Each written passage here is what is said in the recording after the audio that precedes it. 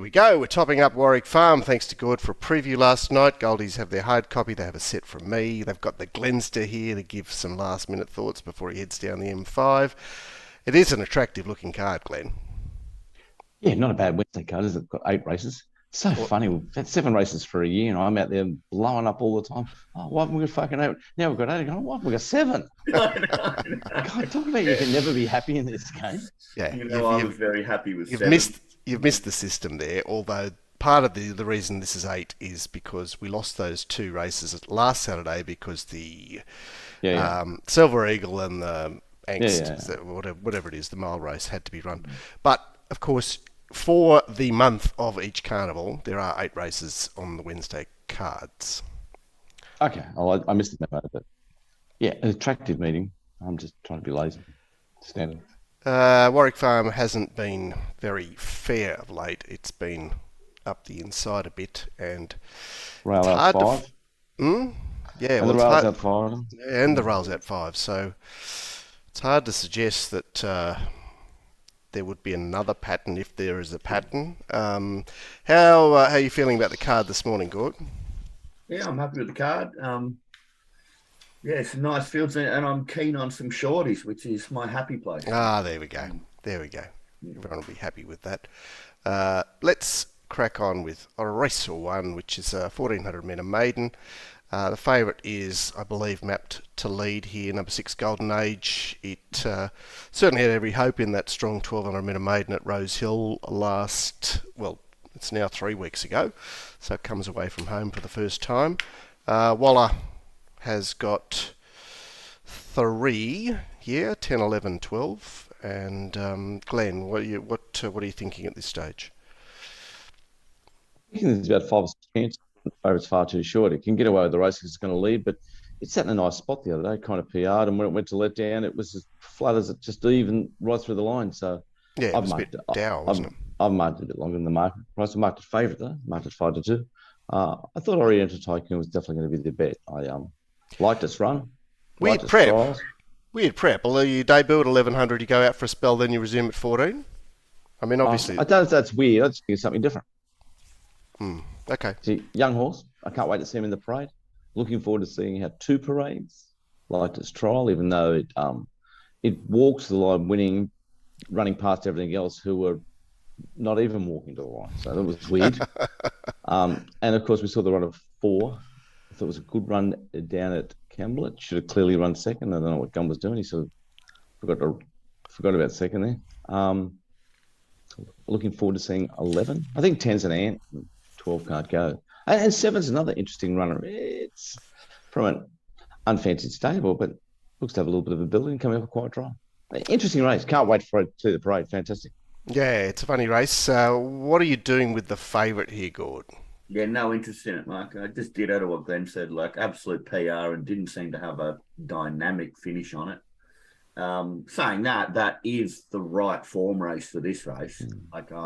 I think it's already been franked, hasn't it? And I'm suggesting the horse that won the race is a moral later on. So, I mean, that lines up quite well. Saying that, I have no interest in that price after that kind of run last start. So, tiny bets on 1 and 2 just for shits and giggle.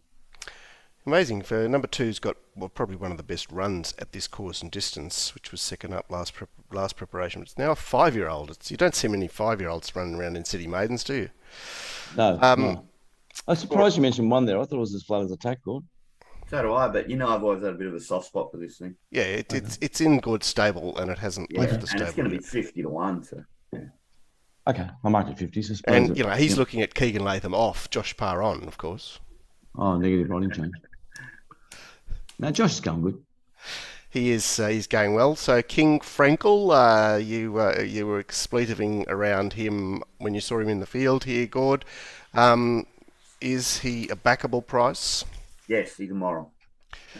Anything go for $1.50, I'm happy with. There's no other chances, and he controls. And he's got an against bias the Sunday run. Mike on all. Sure is. Even though it's 21:40, it's in the danger zone. You're a roughy man at this distance, Gord. Yeah, I know. GP, what are you saying about the favourite here? It's obviously a favourite of focus on the day. I hope it's $1.50. because I'll be laying the shit out of it. I think it's got a really good chance. I've marked it favourite, obviously. I haven't marked it odds on. And I think there's bits and pieces everywhere. We've got to remember we're going from a lot of heavy track form to a dry track day. So there is a strong feed of very wet racing into today, and Glenn touched on it off air a bit earlier. So that could certainly make the day a bit interesting. Yeah, definitely interesting. I thought this horse number 2 last up presented good, and then just last 200 just even through the line. Not the sort of horse you would back. Oh, yeah, but it wasn't on the fence, Glenn. That was massive bias. So the two horses that came first and second in that race were both fence in run. It wasn't. And then anything else that wasn't on fence. No, the winner. At 6 or 7 lengths. Didn't the winner sit outside the lead? This horse, King Franco, was on the winner's back. And anyway, Gord, you got your opinion. Navajo at a certain stage sort of not half carded, but did that little sit off the other one. Was it completely OSL, was it? That's how I marked it, but I mean, we'd have to re-watch the race to confirm either or. What you're saying, Gord, is that 181 back was not working on the day, and it comes here 11 days later, looks to control on a track that's going to be sympathetic for that sort of scenario. And gee, I looked at it and I went, how short can I get this? And unfortunately, I couldn't get it short enough to back it, but everything else looks right. Let's get to race 3. I think it's fantastic that Gord's so keen on a 2140 minute race. That's exciting. Yeah, I'm as keen in a distance race as I can get in a distance race. Yeah. Here we got the gay bot. Glenn, were you saying what a nice horse this was when we were talking about Call Die and the strength of this race and all that? Was that you that bobbed up and said, I think the winner of that race is a good horse? It doesn't ring a bell. On Monday when we were discussing Call Die and how everyone found it. I think that might have been more Gord. I don't think that was me. I mean, I tipped this in second in my numbers, or said it was a bet. Star. It was about 650 that day, wasn't it? And I really liked it. So I might have said that, but I don't know. I don't feel like that today. So I don't think of it as a nice horse. It's got a great chance. Yeah. What are you thinking today, apart from the fact that it's got a great chance? I think it's got a great chance. I don't know whether it's going to be a bet for me. Probably be a bet for Gord. And yet it probably should be a bet for me because I do not like the second favourite at all. Cool Nap, it ran second in a 2-horse race the other day. Like, honestly. There's 4 starters and 2 didn't complete the course. So it ran second. It's finished. It's had 1 run back in New South Wales for a last. That's why our viewers watch this show. They get I'm not trying to be funny. Straight. No, it's beautiful. It's had 1 New South Wales run for a last. Yeah. That's what. So I probably should be liking Saturn Star because I'm like, but you're not really. You're not a Sherlock Holmes style. Look, I remember number 1 six months ago. Now it's a pink ant, but it did carry the same race as Williamsburg on this course and distance over these conditions and beat it by 4 lengths. I don't know why no one's brought that up in the marketplace. I can't work out why Gord hasn't, unless you don't look back 6 months, Gord. I do. I think it's a chance. Saturn Star's a chance. I like what Tsar did. I like what Daytona did. And I have to forgive Chairman. So an interesting race. Can't wait to watch them parade. I'm going to tip the winner here somewhere. Well, you probably mentioned the winner. Well, yeah. And, but I'm going to tip it. I don't know which one it is. But, it's a surprise Robusto beat Williamsburg by 4. But it was only 6 months ago. I don't know why we don't remember that. In the slow lane last time, 3 wide on a fence day at Warwick Farm. Against other horses, uncomfortably pink. Yeah, I know, but I think you did. Everyone saw how tricked up it was back in the day. I mean, Gord, you followed this horse closely. I think you said you're probably on it at the night meeting Canterbury, and then may or may not have backed up here when J Mac just controlled the race. But it is actually a lifetime ago for 2-year-olds going to 3-year-olds. Okay. I couldn't get rid of it. What do you think, we're barring up, Gord, number 3. Too many ticks, guys. Gay up 200 metres, T Clark, Barrow 6, what I think is going to be a strong form race. And I really like the fact that when it was sort of challenged by Perel in that last start, it looked to me like it had a kick, which means I'm loving the up in 200 metres. So not only does connections and data say fantastic, but I says fantastic options from 6 and leads. Yeah, Hard to beat. It's going to It be hard. is a big box ticker, isn't it? This race, this horse. It's it's one of those you can be very confident about it. If you like, presuming you've started saying, I like this horse, you can get very sort of confident about it. It's one of those horses, Glenn, that Horry, would just say, well, because of what it's going to do here, it can be a very short price if you like it. Yeah. But only it has only had one start, so it's always interesting to make judgments based on relatively little data. Yep. This mares race, which sees a couple of last start winners up the top, one of them on the track, the other on a very different track, but we've got a mare that bled at its last start and still won by 4 at Hawkesbury. That's number 5. What? So, Glenn, help me out here. I can't help you out here, guys. I can't. Number one's got me so stumped with that big 6-length margin. I just feel like I've got to just forget that run and just go on its previous form, which makes it about a 7 or 8 to 1 chance in this type of race. I can't help you out. I can't even fucking price the race because of it now. I'm head effed.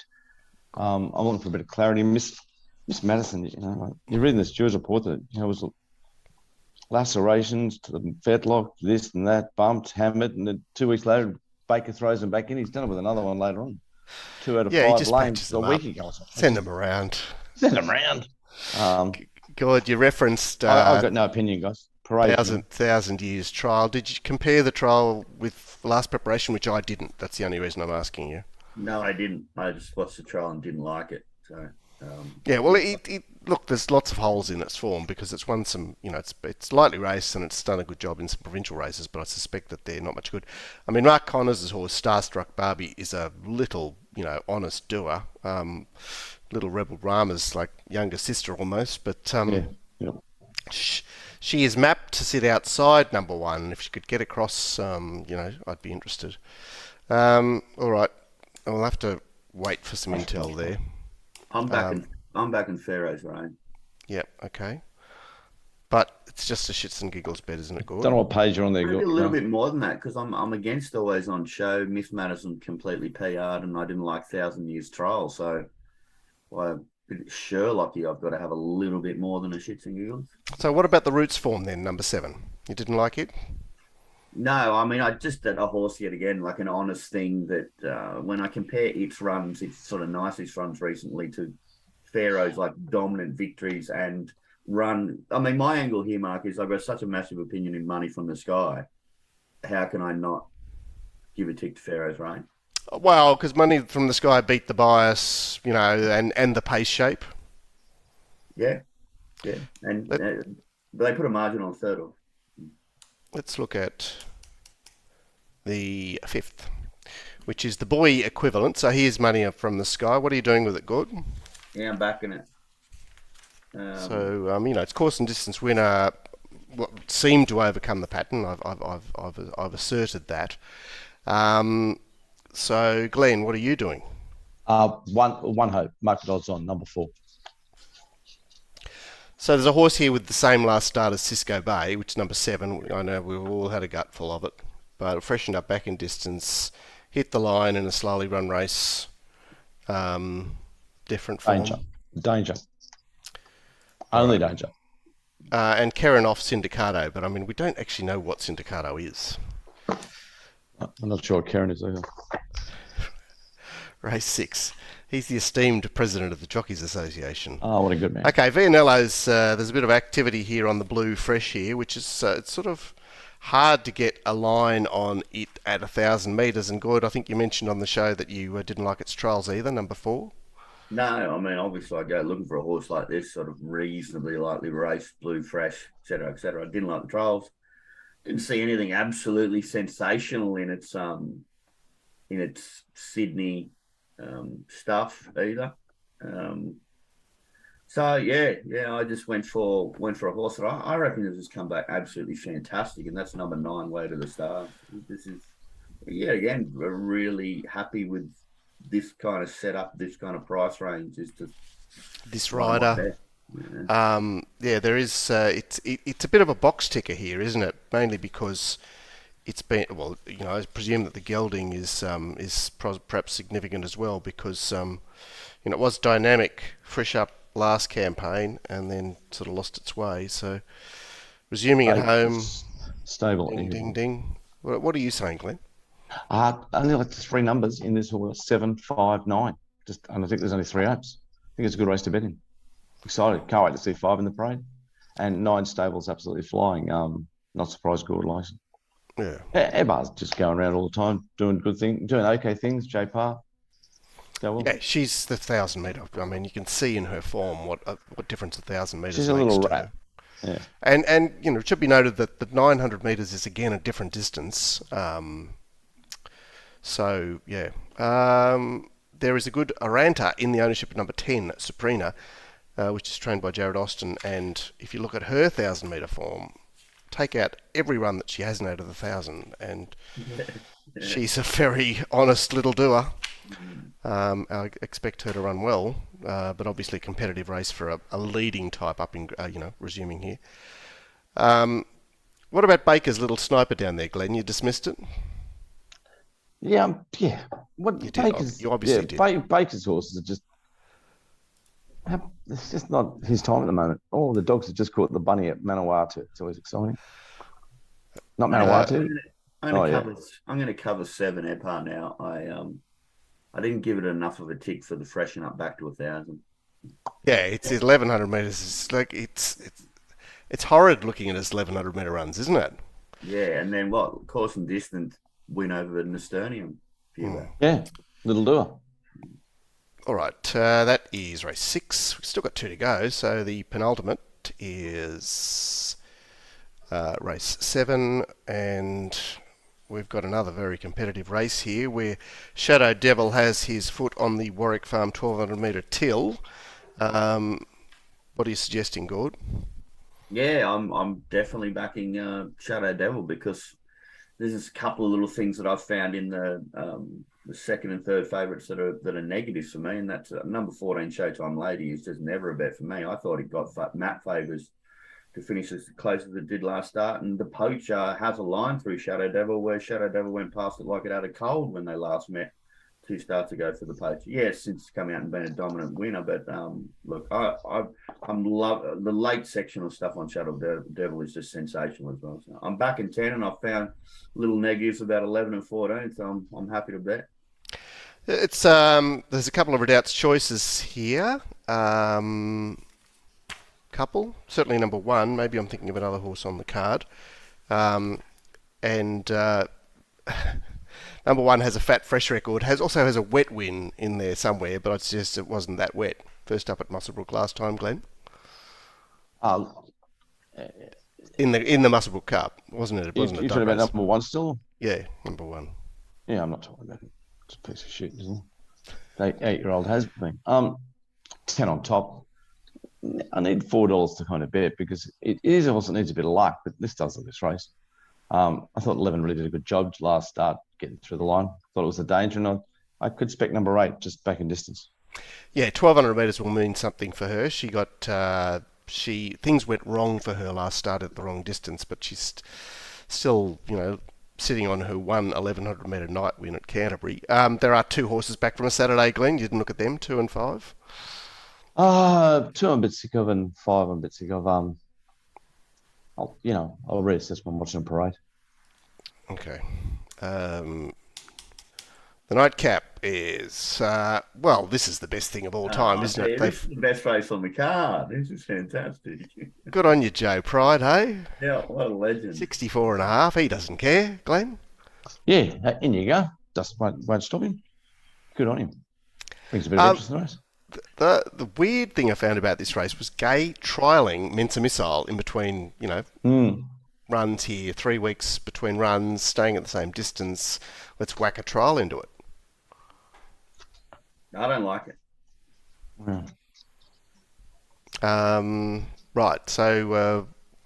I don't like that pattern, Mark. I don't like the horse either, but I don't. No, I don't. It seems an odd thing to do, and my instinct is no.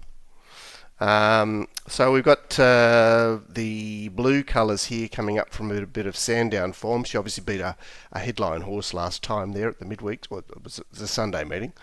Only $80,000 race. Glenn, where are you sitting with her, number 11? Oh, chance. Don't think it's a bet. I only like the one runner. I like number 13, Timpinus. I think it sets up beautifully for it. I think it's a nice race for Timpinus. And you have to get in the queue behind Gord. Gord found him first. He even mentioned him on the rant 2 days ago. Oh, I didn't even know. Yeah, I think he went up. He went up a lot longer than that too. I see. Yeah, so I did see 20. I did see, I think, $26 this morning. It's clearly not that anymore. Wow. I thought it was top pick. Yeah, it's a weird one, isn't it? Because you can go 2 ways. Of course, he won first up Kenzo 1550 last preparation and finished Kenzo 1550. So there's 2 Kenzo wins, and they're both pretty wet. And this is a dry track today. So, but I left him in. I bow to the. I'll be the third wise monkey here. All right, but what is top pick, GP? Number 13. Okay. All right. Well, I don't know. It's my top pick. Yeah, fair enough. Look, it is an interesting race. In this race, but I'm tipping I'm going to be making it 5-1 favourite. We've got number 1, third up to its show preferred distance, back from 2 Saturday runs, Bowman booked. We've got number 3 is a very honest performer. Very honest little horse. First up is the only problem. What's that? First up. Yeah, but it's Cath off, isn't it? So it's coming back from a Saturday race, and its first up form is as good as gold. Okay. So 4 obviously a last up midweek winner, but gee, things did fall perfectly for it, didn't they? Number 5 resumed really well. Number 8 is an honest goer. You wouldn't say 9 was 1,000,000 to 1. Number 11 has obvious claims. What did you do with 11 here, Gordon? Penned it. No interest at all, which means I've got to back multiple runners in the race. Just one of those ones where if it wins, I lose. Because I admit it is a chance, but for blue to $6, I still wouldn't cover it. 12 looked a bit plain the other day, but she's still lightly raced, and she's got a positive racing style. So I think it's a relatively deep race, and if you like getting your teeth into those sorts of things, that's a goer. Where are the dogs on this morning, Glenn? I'm betting everywhere. I don't know what I'm doing half the time. I think there's 100 dog tracks around the world. Australia's got 64 of them. New Zealand's only got 7. They've only got 2 trainers in New Zealand. They only need 7. I am so cheering on Zooshak in the last race. I think Crookie gave it a good push with a bit of reservation. With a bit of reservation. He's going, I'm ready for this. I'm ready for this horse, but he's setting up his excuse before the. Oh well. He's waiting for a bit of Libby polish. Look at you, Pollitt. All right.